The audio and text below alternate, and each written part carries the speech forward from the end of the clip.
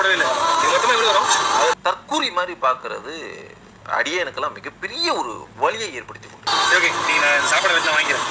இந்தாங்க, நீங்க கேட்ட அமௌண்ட்டை விட நிறைய இருக்கு. நினைச்சா அவன் வாழும் பகுதியிலயோ இல்ல ஈசிஆர் ரோட்லயோ ஒரு 10 கோடி ரூபாய் 20 கோடி ரூபாய் பெரிய பங்களா கட்டலாமே.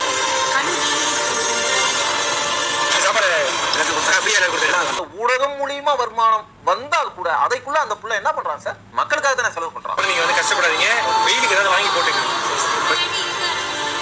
எனக்கு பாலாவின் மீது இருக்கக்கூடிய அன்பும் அக்கறையும் என்ன அப்படின்னு பல பேர் கேட்குறீங்க.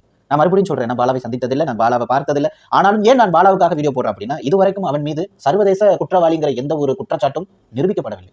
நிரூபிக்கப்படாத பட்சத்தில் இன்னைக்கும் அதை சுமந்து கொண்டு வேதனையோடு வாழக்கூடிய அந்த பையனை நினைக்கும் போது எவ்வளவு கஷ்டமா இருக்கு தெரியுமா? பல பேரை நான் இந்த மாதிரி பார்த்துருக்கேங்க. பழி போட்டுடுவாங்க.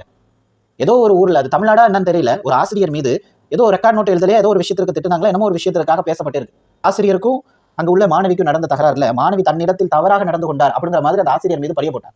அவர் ஜெயிலுக்குலாம் போய் கேஸ்லாம் வாதாடி பல வருஷம் அப்புறம் கிட்டத்தட்ட அவர் பார்க்க ரொம்ப முதியவர் மாதிரி இருக்காரு. இப்பதான் தீர்ப்பு வருது, இல்ல அப்படி கிடையாது, அந்த பொண்ணு பொய்யான ஒரு குற்றச்சாட்டை வச்சிருக்கு. அவர் சொல்றாரு என் வாழ்க்கையே போச்சுங்கிறார். அவர் இளமையில நடந்து போகும்போது எத்தனை பேர் வீட்டு கதவை சாத்திருப்பாங்க. அப்படித்தானே நம்ம இருக்கிறோங்க. யோசிக்காமலே பழி போட்டுறோமே. என்னங்க இதெல்லாம் நியாயம் இல்லை இல்லையா? அதைத்தாங்க நான் சொல்லிட்டு வரேனே தவிர பாலாவுக்காக நான் எதுக்குங்க பறிஞ்சு பேசணும்? நான் நியாயத்திற்காக பேச